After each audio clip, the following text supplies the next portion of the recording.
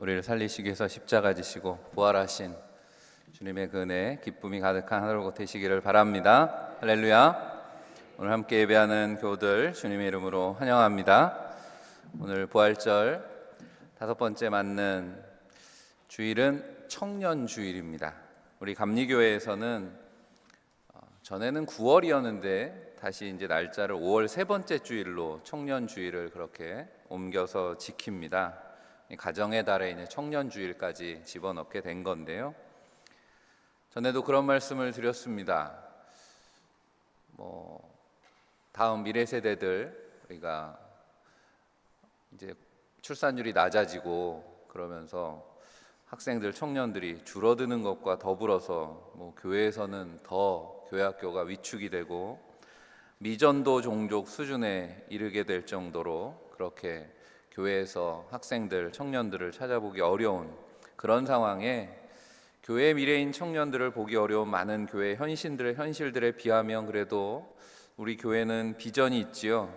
청년들이 매주 모여서 열심히 예배하고 있고 실제로 청년들 예배가 없는 교회가 상당히 많습니다. 그런데 우리 청년들이 열심히 모여서 예배하고 또 교회학교 교사로 찬양대로 봉사하고 연합 찬양 예배를 주관하고 교회의 중요한 지체들로 귀하게 쓰임받고 있습니다.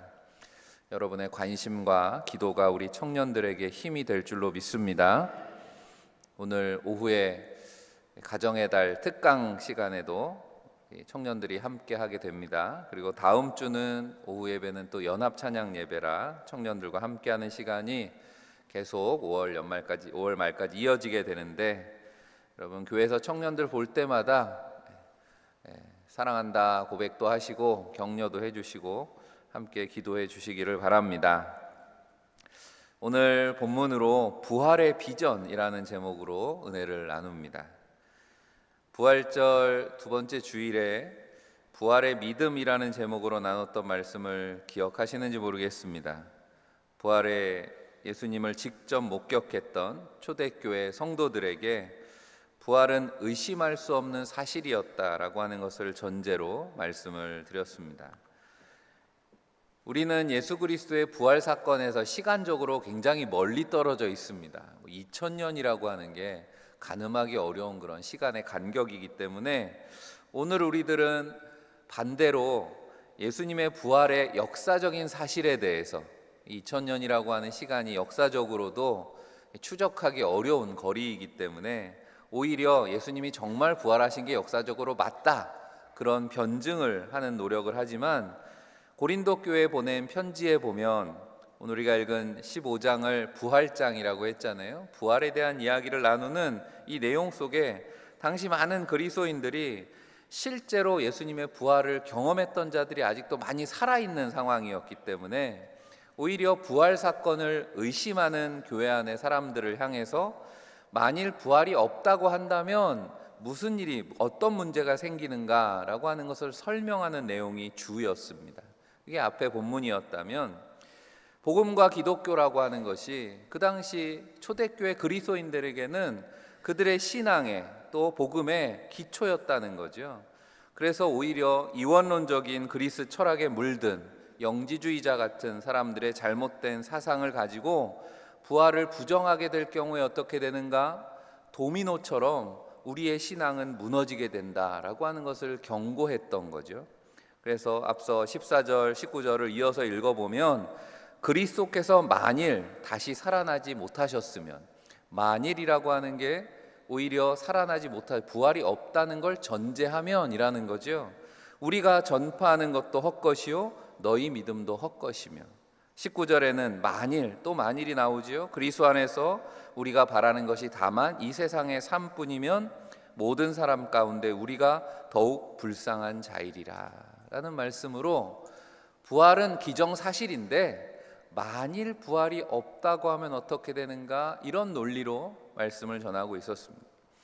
오늘 우리가 읽은 본문은 이제 의심하지 말고 부활에 대한 믿음을 가지라 라고 하는 권면에 이어서 그렇다면 부활이라고 하는 신비의 영역에 대해서 보다 구체적인 질문에 대해서 대답하는 내용을 담고 있습니다.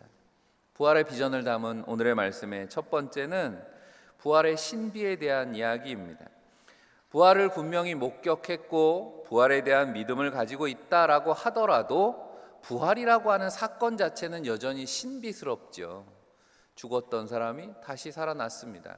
그냥 소생한 것이 아니라 전혀 다른 몸을 입고 부활하셨다는 거죠. 예수님의 부활은 그랬습니다. 여러분들이 잘 아는 아인슈타인 같은 과학자는 신비에 대해서 이런 이야기를 했어요. 우리가 가질 수 있는 가장 아름다운 경험은 신비에 대한 것이다. 우리가 꿰뚫어 볼 수 없는 어떤 것이 존재한다라고 하는 것, 그 신비에서부터 우리의 신앙은 시작되는 것이기 때문에 그렇죠. 그래서 부활이라고 하는 건 그런 신비의 영역입니다. 우리말 신비라는 말이 재밌잖아요. 신비라는 말을 우리식으로 풀어보면 하나님의 비밀이라는 뜻이죠. 하나님의 비밀. 부활은 그렇게 하나님의 비밀입니다.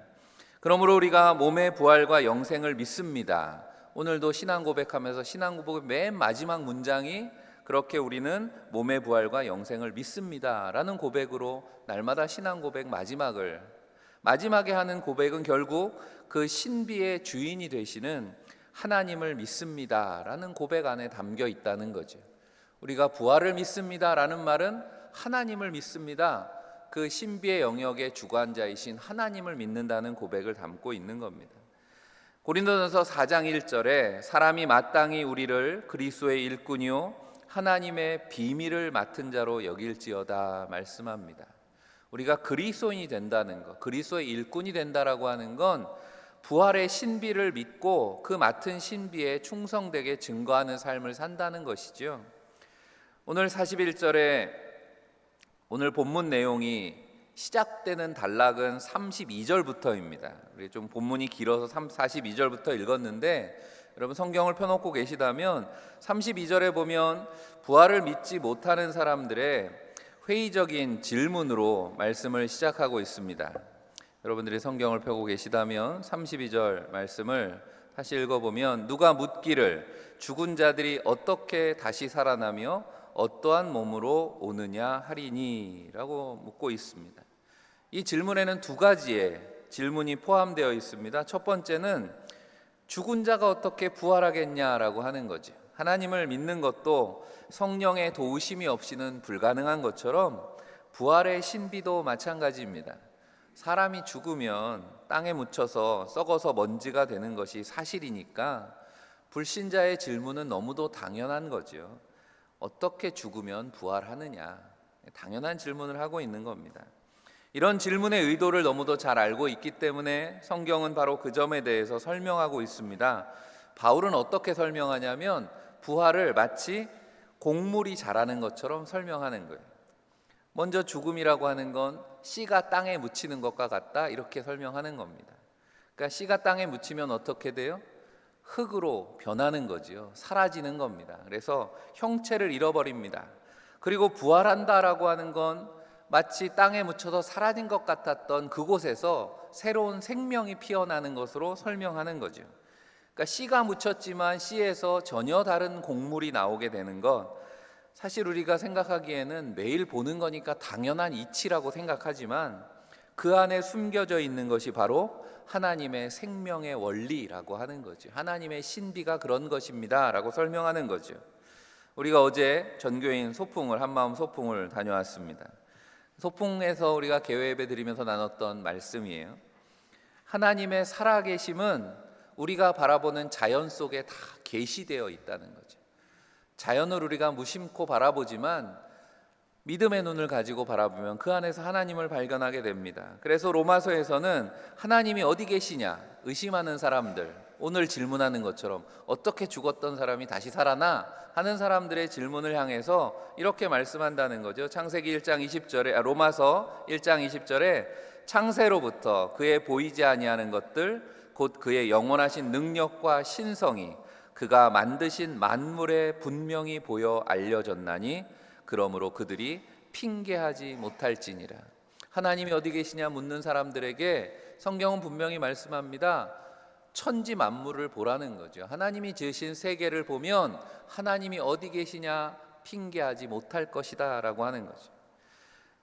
오늘 말씀의 두 번째 질문은 그렇게 썩어 없어진 몸이 부활한다고 하면 어떤 몸으로 부활하냐는 거죠. 어떤 몸이냐, 부활의 실체가 뭐냐라고 묻고 있습니다. 이 질문에 대해서도 역시 계속해서 뿌려진 씨앗에서 자라는 식물을 비유로 설명합니다. 그런데 설명을 가만히 보면 중요한 것은 뭐 어떤 형체가 중요한 게 아니라 하나님이 하신다라는 말에 초점이 맞춰져 있습니다. 38절이죠. 하나님이 그 뜻대로 그에게 형체를 주시되 각 종자에게 그 형체를 주시느니라 말씀합니다. 뿌려진 것은 씨앗입니다. 그냥 알갱이죠. 그런데 살아나는 것은, 그 땅에서 올라오는 것은 다양한 식물의 모습이 살아서 올라오는 겁니다. 부활의 육체도 그렇다는 거죠. 이 말씀을 전하고 있는 바울은 뭐 생물학자도 아닙니다. 그런데 정말 놀라운 관찰력을 보여주고 있습니다. 우리가 믿음으로 영의 눈이 열리면 그렇게 보게 되는 것입니다. 대단한 관찰력이죠. 그냥 스쳐 지나가듯 그런 현상들 속에서 감추어진 하나님의 신비를 보게 되는 겁니다. 그런 하나님의 신비에 눈뜨게 되면 우리의 매일의 삶이 얼마나 놀라운 기적의 연속인가를 깨닫게 됩니다. 그러니까 바울이 범사에 감사하십시오라고 말할 수 있었던 것은 그 신비에 눈 떴기 때문에 말할 수 있었던 거죠. 그러면서 39절에 육체는 다 같은 육체가 아니니 하면서 세상의 다양한 모습의 형체들에 대해서 설명을 합니다. 땅에 있는 육체들뿐 아니라 뭐 바다에 있는, 하늘에 있는, 그리고 천체에 있는 형체들까지 다 들어서 땅과 바다, 하늘에 있는 온갖 형체를 가진 존재들에서 창조주 하나님의 무한하신 가능성에 대해서 말씀해 주고 있습니다. 하나님을 믿으십니까? 그렇다면 이 천지 만물이 하나님의 창조물이라는 걸 믿는다면 부활의 몸이 어떻게 될 것인가라고 하는 의심을 갖는다는 건 믿음이 없다는 거죠. 이 천지 만물을 지으신, 우리가 아직도 알지 못하는 바다 깊은 곳에 아니면 저 먼 우주에 있는 그런 형체들에 대해서 아직 우리는 다 알지도 못합니다. 그런데 우리의 부활의 몸이 어떻게 될 것인가라고 묻는다면 하나님께서는 그 창조의 주권으로 죽은 우리의 몸에 새로운 몸을 주어서 부활하게 하실 수 있을 것이다라고 역설하고 있는 거죠. 천지에 있는 삼라만상이 다 각각의 형체를 가지고 있는 것처럼 부활의 육체도 역시 우리가 그 신비로운 원리는 알 수 없지만 하나님의 뜻에 따라서 나름의 형체를 가지게 될 것이다, 이렇게 설명하는 겁니다. 우리가 믿음이 자란다라고 하는 건 이렇게 세상을 바라볼 때 믿음의 사고방식을 갖는 것입니다. 믿음의 안경을 쓴다, 이렇게도 말할 수 있을 것 같습니다. 그러니까 믿음의 눈을 가지고 보면 이제까지는 우리가 보지 못했던 것들, 생각하지 못했던 것들이 보이고 깨달아진다라고 하는 거죠. 성경은 그렇게 믿음의 눈으로 볼 때 보이는 세계입니다. 믿음의 눈으로 자연을 보면 창조주 하나님이 보인다는 거죠. 그러므로 믿음이 없으면 이 세상이 어떻게 시작되었는지 알 도리가 없는 겁니다. 부활도 마찬가지입니다. 믿음의 눈이 없으면 당연히 질문할 수밖에 없습니다. 죽은 자가 어떻게 살아나? 그리고 죽으면 다 썩어서 흙이 되는데 다시 살아나면 도대체 어떤 몸으로 살아나는 거야? 믿음의 눈이 없으면 의심하게 됩니다. 하지만 믿음의 눈이 있으면 어떻습니까? 어린아이 같아야 천국에 갈 수 있다는 말씀의 의미는 그런 것 같아요. 어린아이들은 의심하기보다는 기대합니다. 새로운 것들을 보면 놀랍니다. 경탄하는 거죠. 하나님께서 우리에게 주신 믿음은 의심하라고 주신 것이 아니라 기뻐하고 놀라게 하시기 위해서 주신 줄로 믿습니다. 우리가 그런 믿음을 가지면 우리 앞에 펼쳐지는 우리의 삶을 바라볼 때마다 우리는 놀라게 됩니다. 이야, 하나님 정말 살아계시네 하게 된다는 거죠. 어떻게 이런 일이 벌어지지? 하나님이 살아계시니 그렇지. 우리가 부활의 신비를 깨닫는 그런 믿음의 눈이 열리기를 간절히 축복합니다. 두 번째로, 대답은 이제 질문을 넘어서 부활의 진정한 의미를 향해 나아갑니다. 부활의 의미를 담고 있는 말씀이 42절부터 44절까지 쭉 이어지는데 제가 좀 빨리 읽을 텐데요. 여러분들은 주목해서 읽어볼 것은 반복되는 단어를 잘 주목해 보셔야 됩니다. 죽은 자의 부활도 그와 같으니 썩을 것으로 심고 썩지 아니할 것으로 다시 살아나며 욕된 것으로 심고 영광스러운 것으로 다시 살아나며 약한 것으로 심고 강한 것으로 다시 살아나며 육의 몸으로 심고 신령한 몸으로 다시 살아나나니. 아멘. 반복되는 게 뭐예요? 심고 다시 살아난다. 반복해서 마치 변주곡을 쓰는 것처럼 그렇게 굉장히 시적인 문장으로 부활의 의미를 담아서 반복해서 표현하고 있습니다. 이 땅에 속해 있는 우리의 육체, 그것은 썩을 것이고 욕된 것이고 약한 것이다. 한마디로 말하면 한계를 가지고 있다라고 말할 수 있겠습니다. 그리고 사라지고 말 것입니다. 유혹에 쉽게 쓰러지고 죽음의 권세 앞에서는 너무도 무능력한 것이 우리의 육신이라고 하는 거죠. 하지만 부활을 통해서 새롭게 입게 되는 신령한 몸은 모든 한계를 뛰어넘습니다. 썩지 않습니다. 영원히 사라지지 않습니다. 어떤 유혹에도 넘어지지 않고 사망의 권세조차 굴복케 하는 능력이 있습니다. 그것을 44절에는 신령한 몸이라고 표현하고 있습니다. 그러니까 당시 그리스 문화, 그리스 철학은 영하고 육을 이분법적으로 생각했다 그랬죠. 그래서 영혼은 선하지만 몸은 악하다, 그렇게 이원론적으로 구분하는 사고를 가지고 있던 헬라인들 앞에서 신령한 몸이라는 표현 자체는 놀라운 고백이죠. 그들에게는 어불성설입니다. 몸이 어떻게 신령할 수 있습니까? 하지만 45절에 기록된 바 첫사람 아담은 생령이 되었다함과 같이 마지막 아담은 살려주는 영이 되었나니 말씀하면서 신령한 몸의 의미를 이렇게 밝혀줍니다. 이 말씀은 창세기 2장 7절을 인용하는 말씀이잖아요. 첫 번째 사람 아담은 하나님께서 흙을 빚어서 만드시고 그 흙덩어리 속에 하나님께서 생명의 호흡을 불어넣으셔서 생명을 가진 생령이 되었다 하는 거죠. 하지만 마지막 아담은 그것을 뛰어넘어서 마지막 아담이라는 말 속에는 종말론적인 고백이 담겨 있는 거죠. 그러니까 종말의 아담이라는 겁니다. 그는 영적 몸을 가진 분으로 생명을 주는 영적인 분, 죽은 자들을 살리시는 분이다라고 고백하고 있는 거죠. 아담은 생명을 받았지만 그리스도는 생명을 주는 자가 되셨습니다. 주님이 주시는 생명은 흙에 속한다 아담으로부터 받은 생명과는 다르다는 거죠. 왜냐하면 그리스도는 하늘에 속한 자이기 때문에 우리가 그리스도 안에서 거듭난다라고 하는 것도 요한복음이 말씀하는 거듭남이라고 하는 것이 하늘로부터 태어난다, 이런 의미를 가지고 있는 단어입니다. 거듭난 생명은 그렇게 하늘의 몸을 입는다라고 말씀하고 있는 거죠. 그래서 오늘 읽은 마지막 49절에 우리가 흙에 속한 자의 형상을 입은 것 같이 또한 하늘에 속한 이의 형상을 입으리라. 아멘. 이게 부활의 의미입니다. 아담의 후손들인 우리는 모두 흙으로 빚어진 아담의 형상을 지니고 태어났습니다. 그래서 죄와 죽음의 숙명을 지닌 육에 속한 연약한 존재들이었다라고 하는 겁니다. 그러나 이제 그리스도와 십자가 부활로 인해서 우리는 마지막 아담이신 그리스도와 함께 하늘에 속한 영광스러운 형상을 입게 될 줄로 믿습니다. 언제 그렇게 됩니까? 52절에 나와 있죠. 52절 말씀 같이 한번 읽어볼까요? 나팔 소리가 나매 죽은 자들이 썩지 아니할 것으로 다시 살아나고 우리도 변화되리라. 아멘. 바울에게 하나님께서 주신 부활의 환상이죠. 이어지는 말씀에 우리가 부활의 몸을 입고 영광스러운 형상으로 변화될 것이다. 바로 나팔 소리가 날 때, 주님이 이 땅에 다시 오실 때 재림의 시간에 완성될 것에 대해서 말씀해주고 있는 겁니다. 중요한 것은, 우리가 부활의 의미에 대해서 생각할 때 중요한 것은 그리스도 안에서 우리가 모두 하늘에 속한 자가 되는 것을 기억하는 거죠.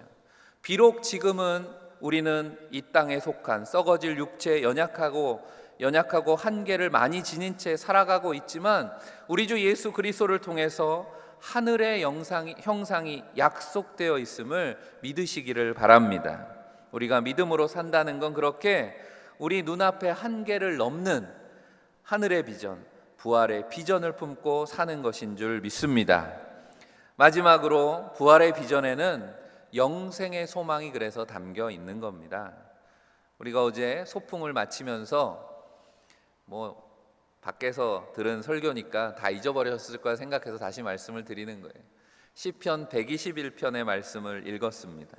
시편 121편 1절 말씀 같이 한번 믿음으로 고백하며 읽어봅시다. 내가 산을 향하여 눈을 들리라. 나의 도움이 어디서 올까? 아멘. 우리가 눈앞의 일에 매여서 살아가느라고, 또 도시의 삶이 더 그렇잖아요. 굉장히 바쁘게 살아갑니다. 그러다 보니 눈앞의 문제에 매여서 살아서 우리가 잃어버리고 있는 시선이 있습니다. 하늘을 바라보는 거죠. 하늘의 비전을 탁 트인 자연 속에서 다시 생각하는 그런 시간이었습니다. 천지를 지으신 하나님이 우리의 영원한 도움이 되십니다. 넓은 들판에 가서 산을 바라보며 우리가 말씀을 읽고 같이 그렇게 고백했습니다. 이 시편의 마지막 절은 이렇게 노래합니다. 8절도 같이 읽어보겠습니다. 여호와께서 너의 출입을 지금부터 영원까지 지키시리로다. 아멘. 지금부터 영원까지라고 하는 겁니다. 우리 하나님은 우리와 오늘도 함께 하시지만 우리를 영원까지 함께 하시고 지켜주시는 분임을 믿습니다. 우리가 부활의 비전을 갖는다라고 하는 건 이렇게 영원을 바라보는 겁니다. 부활의 믿음을 가지고 산다는 것은 그래서 영생의 소망을 갖는 것입니다. 천국과 영생의 소망을 담은 이야기를 하나 소개하려고 합니다. 2014년에 미국에서 처음 개봉된 천국에 다녀온 소년이라고 하는 영화가 있습니다. 원래 제목은 오른쪽에 있는 것처럼 Heaven is for real 이라고 하는, 우리말로 직역하면 천국은 진짜다 이런 정도 뜻이 되는데 실화를 바탕으로 만든 영화입니다. 우리나라에도 소개가 됐기 때문에 보신 분들도 있을 거예요. 그런데 책이 먼저 나왔죠. 오른쪽에 여러분 보시기에 오른쪽에 있는 게 책인데, 책 제목은 우리말로는 Heaven is for real을 3분이라고 그렇게 책 제목을 잡았습니다. 이유가 있습니다. 거기 나오는 조그만 소년의 이름이 콜튼이라고 하는 아이인데, 아이 4살이었습니다. 근데 급성 맹장염이 걸려서 위독한 상태에서 수술을 받게 되었습니다. 죽을 고비를 넘기고 깨어난 거예요. 그런데 수술 중에 3분 동안 심정지가 있었습니다. 3분 동안 심정지가 있었는데, 그래서 책 제목이 3분이에요. 수술해서 깨어났어요. 수술은 잘 돼서 아이가 살아났는데, 이 콜튼이 깨어나서 부모에게 내가 천국에 갔다 왔어요 얘기했다는 거예요. 제가 이 이야기에 관심을 갖게 된 이유 중에 하나는 이 콜튼의 아버지, 저 손을 잡고 있는 아버지가 목사님입니다. 이게 목사님 아들이에요. 목사님 아들이 죽었다가 3분 동안 심정지가 됐다 깨어나서 아빠 나 천국에 갔다 왔어요 그렇게 얘기하는 거예요. 콜튼의 아버지 이름은 토드 부포라고 하는 목사님입니다. 우리 감리교회와도 뿌리가 같은, 미국에는 감리교 계통의 여러 교단이 있는데 그 중에 하나가 이제 웨슬리안 교회라고 하는 곳이 있는데, 웨슬리안 교회의 목사님입니다. 네브라스카라고 하는 조용한 시골 교회에서 나름 열심히 존경받으면서 목회를 하던 이 목사님이 이 사건을 경험하고 나서 목회 방향이 바뀐 거죠. 처음에는 목사님이지만 아들의 말을 믿지를 못했어요. 사경을 헤매다가 깨어났으니 꿈을 꾼 거겠지, 뭔가 환상을 봤겠지 이렇게 생각했다는 거죠. 그래도 본인이 목사인데 아들이 천국에 대해서 이야기하는데 이거를 믿지 못하는 것도 참 답답한 거죠. 그런데 아들의 말이 사실이다라고 하는 걸, 정말 이 아이가 천국을 봤구나라고 하는 것을 믿게 되는 결정적인 계기가 되는 몇 가지 이야기가 있습니다. 저도 이 장면이 마음에 남아서 소개를 하는 거예요. 바로 콜튼이 천국에서 만난 사람들에 대해서 이야기하는데, 내가 천국 가서 누나를 만났어요 이야기하는 겁니다. 근데 실제로 콜튼에게는 나이 몇 살 위에 누나가 있습니다, 실제로. 그런데 내가 천국에서 만난 누나는 이 누나가 아니고 엄마 뱃속에서 죽은 누나를 만났다는 거예요. 그러니까 결혼 초에 아이를 이제 자연 유산을 한 거죠.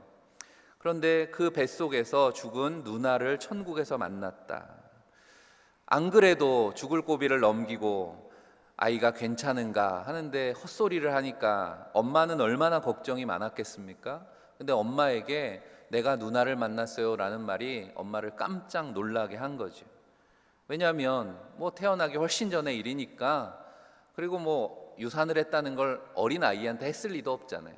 아이가 전혀 들어본 적이 없는 이야기를 하는 거죠. 그런데 천국에 갔더니 그 누나가 나를 먼저 알아보고 반갑게 다가와서 재밌게 놀다가 왔다는 거예요, 누나랑. 또 한 가지는 천국에서 할아버지를 만났다는 겁니다. 당연히 콜튼이 태어나기 전에 돌아가신 할아버지이기 때문에 직접 대면해서 본 적이 없었다는 거예요. 그래도 혹시 모르니까 흥미로운 건 이 토드 목사님이 돌아가시기 전에 찍은 할아버지 사진이 있어서 보여줬다는 겁니다. 이 할아버지를 만났니? 하고 물어보니까 아니라는 거예요. 그래서 혹시나 해가지고 창고를 뒤져가지고 아버지의 젊을 때 사진을 찾아낸 거예요. 할아버지의 젊은 시절 사진을 찾아서 보여주니까 내가 만난 할아버지는 이분이라는 겁니다. 그리고 자신이 경험한 천국에 대해서 이 아이가 이야기하는데, 천국에는요 늙은 사람이 한 사람도 없어요, 그렇게 얘기하더라는 거예요. 다 젊은 사람들만 있더라는 겁니다. 오늘이 청년주일인데 천국은 청년의 시간입니다.